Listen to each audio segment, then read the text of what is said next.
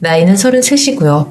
최근에 남편과 이혼을 하게 되었는데 마음 정리도 할 겸 이렇게 사연을 올려보네요. 솔직히 여기 사연들을 수없이 들으면서 가장 이해 안 됐던 말이 바로 남편이 그런 사람인 줄 몰랐다였어요. 그분들에게는 정말 죄송하지만 어떻게 조금의 낌새도 몰랐을까 하며 답답하게 생각한 적도 많아요. 10길 물속은 알아도 한 길 사람 속은 모른다는 말 저는 믿지 않았거든요. 아무래도 제가 하는 일이 사람을 상대하는 서비스 업종이라 조금만 대화를 나눠보면 그 사람에 대해서 어느 정도는 파악이 되더라고요. 그런데 하물며 결혼 상대인 남편 같은 경우에는 충분한 확신이 있으니까 결혼한 거니 더더욱 그 말이 납득이 안 되었습니다. 하지만 지금 와서 보니 모두 제 경솔한 자만심에서 비롯된 착각이었네요. 정말 사람 속은 모르는 거더라고요. 지인 소개로 만나 3년 연애하고 2년의 결혼 생활을 하면서도 제 남편이 이 정도로 개차반일 줄은 꿈에도 몰랐습니다. 거기다 최소한 저를 아내로서 사랑은 하고 있을 줄 알았는데 고작 돈 몇 푼 때문에 이혼까지 감당하려고 했다는 사실을 알았을 때 진짜 극단적인 생각까지 할 정도로 고통스러웠거든요. 그래서 이혼하고도 한동안 마음 잡느라 고생 좀 했네요. 제가 여기에 사연을 올리는 이유는 다른 거 없어요. 그저 제 이야기를 들으시고 다른 사연들 속의 주인공들에게 그랬듯이 힘내라는 말 한마디면 충분할 것 같아요. 제 소개부터 할게요. 나이는 앞서 말씀드린 바와 같이 33이고요. 20대 후반에 남편을 만나 30 넘어서 결혼을 했습니다. 저희 친정 부모님은 두 분 다 정정하십니다. 아빠는 사업을 하시고요. 엄마는 전업이세요. 사실 지금 아빠가 하고 있는 사업은 외할머니가 도와주신 거예요. 외할아버지가 돌아가시면서 남겨준 재산이 상당히 많았거든요. 이남 일녀 중 막내인 엄마에게는 2층짜리 상가 건물을 하나 주셨습니다. 자기밖에 모르는 두 외삼촌과는 달리 외할아버지 살아계실 때부터 부모에게 살뜰히 자라던 엄마와 아빠를 각별하게 아끼셨던 외할머니가 아빠 정년 퇴임하자마자 아직 창창한 나이니 사업을 해보는 건 어떻겠냐고 권유를 하셨죠. 물론 사업 자금은 걱정 말라고 하시면서요. 그렇게 외할머니의 도움으로 시작한 아빠의 사업은 비록 돈을 어마어마하게 버는 수준까지는 아직 아니지만 그래도 꾸준히 성장하고 있는 중입니다. 그래서 저 결혼할 때도 1억 지원해 주셨고요. 남편 같은 경우에는 사정이 좀 달랐어요. 사실 시아버지 이미 돌아가신 지 몇 년 되셨는데 문제는 시어머니가 전혀 일을 하려 하지 않는다는 거예요. 그렇다고 건강이 안 좋다거나 일할 능력이 없는 것도 아닙니다. 아직 60대 초반이신 시어머니는 마음만 먹으면 충분히 무슨 일이든 하실 수 있는데 한 달에 70만 원 나오는 연금과 시아버지 돌아가실 때 받은 보험금으로 살고 계시죠. 다행히도 남편 직업이 좀 좋은 편이라 저와 결혼할 때까지만 해도 결혼 비용으로 마음 상할 일은 없었고요. 집값도 반반, 혼수도 반반, 나머지 결혼 비용도 딱 반씩 해서 결혼했습니다. 하지만 결혼할 때에 비해서 시가 형편은 점점 나빠졌는데 어찌 보면 당연한 일이었죠. 일단 시어머니에게 고정적으로 들어오는 수입이 없잖아요. 그렇다고 시아버지 보험금이 무한정 있는 것도 아니고 그나마 시누이가 회사 다니며 버는 돈과 저희가 드리는 용돈까지 합쳐서 그럭저럭 살고 있기는 한데 그것도 영원할 수는 없는 거 아니겠어요?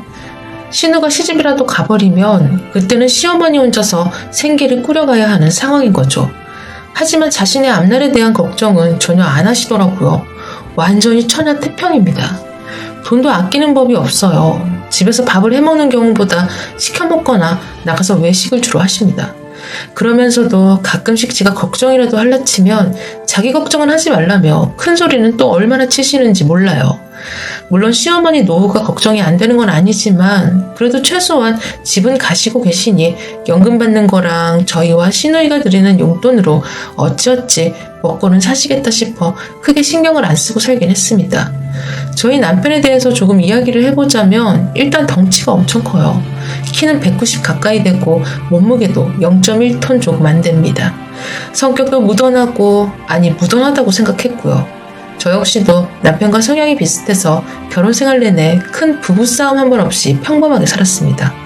둘 다 맞벌이에 공동명의로 된 저희 집도 있었고 올해까지만 신혼생활을 즐기다가 내년부터는 본격적으로 아이를 가지기로 다 이야기해놓은 상태였죠. 하지만 2월에 엄마가 가지고 있던 2층짜리 건물을 제게 주시면서부터 아무런 문제가 없을 것만 같던 제 결혼 생활에 금이 가기 시작하더라고요.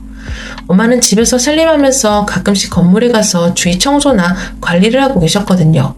1층은 중국집, 2층은 PC방이 자리 잡고 있는데 이 시국에서도 꽤 장사가 잘 되는 모양이었어요. 비록 지은 지 오래된 2층짜리 건물이긴 하지만 입지가 꽤 좋은 편이라 근처에서 호시탐탐 자리를 노리는 상인분들도 제법 있다고 하더라고요. 그런데 무슨 바람이 불었는지 엄마가 미리 상속해 주는 거라고 하시면서 건물 명의를 제 앞으로 돌리시는 겁니다. 요즘 들어 가뜩이나 몸도 안 좋은 데다가 이제 남은 여생 얼마까지 살지는 모르겠지만 여유롭게 즐기면서 살고 싶다고 하셨어요. 어차피 그 전부터 부모님이 제게 그 건물을 주실 거라고 말씀하신 게 있어서 저는 감사하다며 받았죠. 솔직히 당장 그 건물을 팔 게 아니라면 월세 수입만 추가로 들어오는 건데 제가 알기론 워낙 월세를 낮게 책정하셔서 150만 원 조금 안 됩니다. 물론 150만 원이 적은 돈이라는 뜻이 아니라 건물을 받았다고 해서 갑자기 생활이 확 바뀌는 건 아니라는 거죠. 그래도 건물 받고 한동안은 저녁마다 그 근처 쓰레기는 제가 다 주웠을 정도로 뿌듯하고 또 든든하고 그랬네요. 나중에 아이가 태어나면 좀 큰 집으로 있어야 하는데 그때 팔아서 못할까? 아니면 좀 더 가지고 있다가 장사를 할까? 등등 상상하는 것만으로도 흥분되고 기분이 좋더라고요. 남편도 정말 기뻐해줬습니다. 제 명의로 건물을 등재하고 난 뒤에 비싼 일식집 가서 코스 요리 먹고 같이 술도 한잔하며 기분 제대로 냈죠. 그러면서도 남편에게 잊지 않고 당부했습니다. 어차피 지금까지 우리 둘이 벌어서 돈 모으면서 살았으니 지금 받은 건물은 없다고 생각하자고 말이에요. 월세 들어오는 건 통장에 차곡차곡 넣어둘 테니 이전처럼 살아야 한다.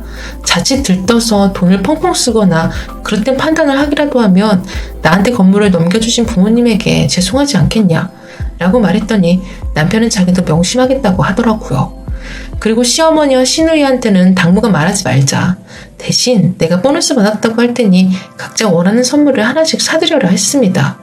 그래서 시어머니는 현금을 원하셔서 50만 원을 드리고 시누한테는 고급 화장품 세트를 사줬다고 하더라고요. 그렇게 한 달, 두 달 지내다 보니 조금씩 건물에 대해서 별 감흥이 없어지는 거예요. 그나마 저희 건물의 사장님들한테 전화가 오거나 아니면 월세 들어온 날에는 아 맞다 나한테 건물이 있었지? 라고 새삼 느끼긴 했지만 그 외에는 그냥 그전처럼 똑같이 살게 되더라고요. 그러던 어느 날 시어머니한테 전화가 와서 이번 주 주말에 한번 내려오라고 하셨는데 왠지 목소리에 화가 잔뜩 느껴지는 거예요.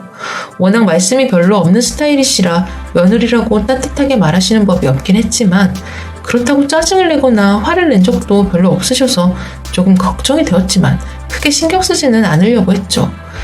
그런데 시어머니가 내려오라고 했다는 이야기를 전해 들은 남편이 뭔가 할 말이 있는 듯 쭈뼛쭈뼛 되는 겁니다. 그러면서 고백하길 자기가 제 건물에 대해 얼마 전에 이야기를 한 적이 있는데 아무래도 그것 때문에 부르시는 것 같다고 하더라고요. 짜증은 났지만 언제까지 숨길 생각은 아니었고 이왕 밝혀진 거 선물 하나 더 사드리고 말아야겠다 라고만 생각했는데 시간이 찾아간 날 시어머니의 입에서 나온 말은 전혀 상상 밖의 이야기였네요. 그건 바로 제 건물에 1층 상가자리를 비워달라는 겁니다. 아니 무슨 꿔준 돈 받는 것도 아니고 다짜고짜 자리를 내놓으라뇨. 전 너무 황당해서 아무 말도 안 나오더라고요.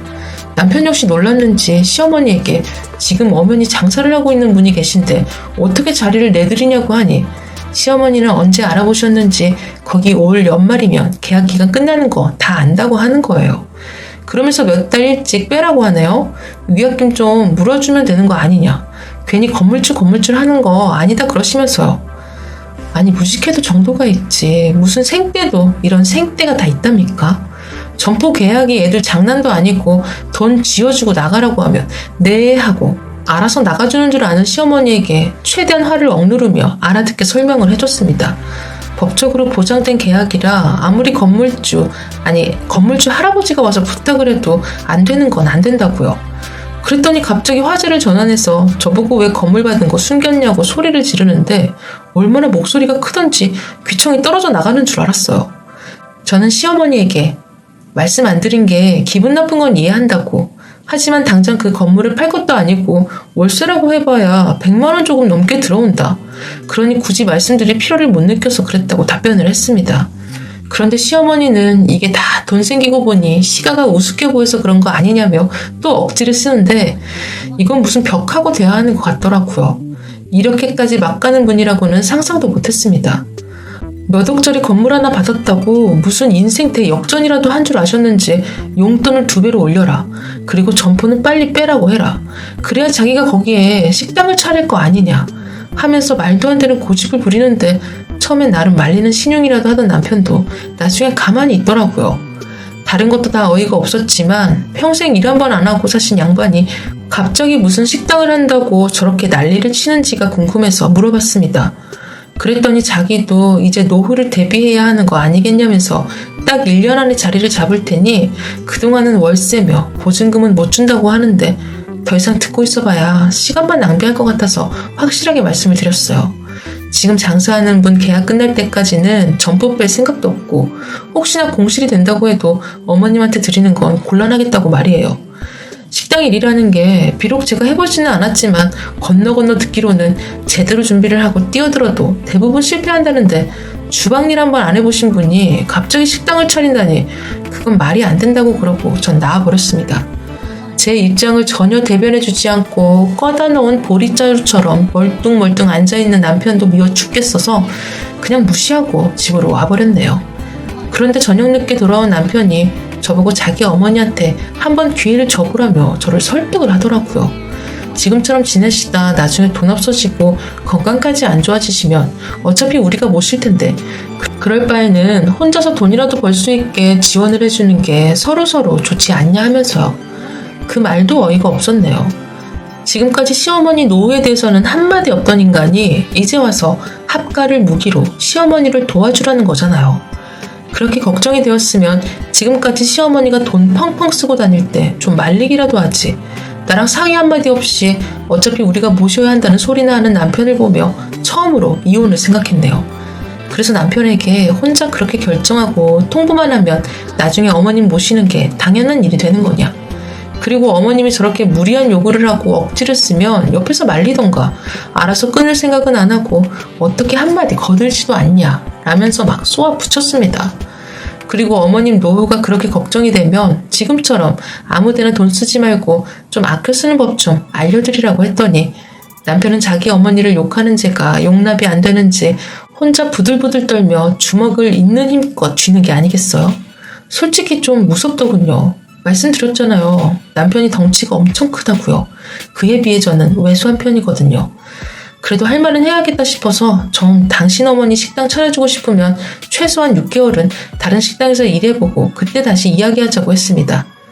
그 말에 남편은 저한테 버럭 소리를 지르며 달려드는데 정말 깜짝 놀랐어요. 다행히 제 몸에는 손은 안 댔지만 그 행동만으로도 전 엄청난 위협을 느꼈죠. 저보고 어떻게 자기 엄마를 식당에서 일시킬 생각을 하냐고 눈물까지 글썽이는데 정말 까맣게 몰랐습니다. 내 남편이 이만큼 시어머니를 끔찍히 생각하는 효자인 줄 말이에요. 자기 집에 전화 한 통 하지 않고 심지어 시어머니 생신 날짜도 제가 알려줄 만큼 아무 관심 없이 사는 인간이 이제 와서 갑자기 효자 코스프레를 하는데 역겨워 죽는 줄 알았네요. 그래서 전 결국 이럴 거면 이혼하는 게 낫겠다고 말했는데 남편은 저를 비웃으며 자기도 그게 훨씬 좋겠다는 겁니다. 곧이어 입을 여는 남편의 말을 듣고 이번엔 제가 웃음을 참느라 혼났네요. 남편이 뭐라고 했냐면 이혼하면 제가 받은 건물도 반은 자기 거라는 희대의 헛소리를 하더라고요. 솔직히 말하면 얼마 전까지만 해도 저 역시 몰랐습니다. 여기 사연들을 듣다가 상속받은 재산은 이혼 시 분할 대상에 속하지 않는다는 사실을 알게 되었죠. 그때는 단지 신기하다 정도만 생각했는데 그 정보가 이렇게 소중하게 쓰일 줄은 몰랐네요. 저와 이혼을 해서라도 어떻게든 돈을 뜯어가려는 남편의 속내를 듣고 전 모든 걸 다 놓아버렸습니다. 사실 그때까지만 해도 남편과 시어머니가 진정성 있게 사과를 하고 제대로 준비하는 모습을 보인다면 못 이기는 척 도와줄 생각도 있었어요. 하지만 이 정도일 줄은 몰랐네요. 진짜 지금까지 제가 알았던 남편은 어디로 간 건지 제 눈앞에는 저를 사랑해주던 그 남자는 온데간데 없고 자기 엄마와 돈만 소중하게 생각하는 탐욕스러운 괴물 같은 놈뿐이었죠. 결국 잘 몰라도 한참 모르고 있는 남편은 당당하게 이혼 서류에 도장을 찍었고 전 바로 접수하고 친정으로 피신을 해 있었네요.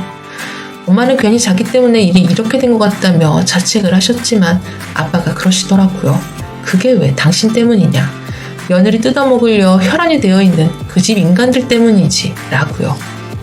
저도 아빠 말이 맞다며 엄마를 위로해줬고 며칠 후 남편에게서 전화가 왔습니다. 이제야 건물에 대한 권리가 자기에게 없다는 사실을 알게 된 남편은 갑자기 태도가 돌변해 있었어요. 부부싸움은 칼로 물베기 아니냐는 소리를 하면서 자기가 시어머니한테 알아듣게 잘 이야기해놨다면서 여기서 멈추고 다시 잘해보자더군요. 저는 콧방귀를 끼며 왜? 이제 뭘 좀 알았나 보지? 근데 너무 늦었다. 너라는 놈의 실체를 너무 많이 알아버렸거든. 라고 말하곤 전화를 끊어버렸네요. 그리고 긴 시간을 거쳐 얼마 전 마침내 남편과 협의 이혼에 성공을 했습니다. 재산은 정확하게 반반 나눴어요. 결혼할 때 그대로 말이에요. 그 사이 남편, 시어머니, 심지어 신우한테까지 전화가 와서 회유도 해보고 설득도 해보고 마지막으로는 협박까지 하면서 마지막 발악을 하더군요. 전부 다 녹음해놓고 협의 이혼으로 부족하면 말하라고 바로 소송을 걸어준다고 했더니 그제야 잠잠해졌습니다. 지금은 일은 쉬고 있어요. 집에서 부모님이랑 지내면서 그동안 지쳤던 심신을 회복 중이고요. 두세 달은 푹 쉬고 싶은 마음뿐이네요. 문제 생길 건 없어 보이던 제 결혼이 이런 식으로 마무리될 줄 누가 알았겠습니까? 아직까지도 생각이 뒤죽박죽에다 어떻게 살지 아무런 계획도 없지만 그래도 최소한 그 인간들에게서 벗어난 것만으로도 큰 축복이라고 생각하며 한 걸음 한 걸음 나아가 볼게요. 힘내라.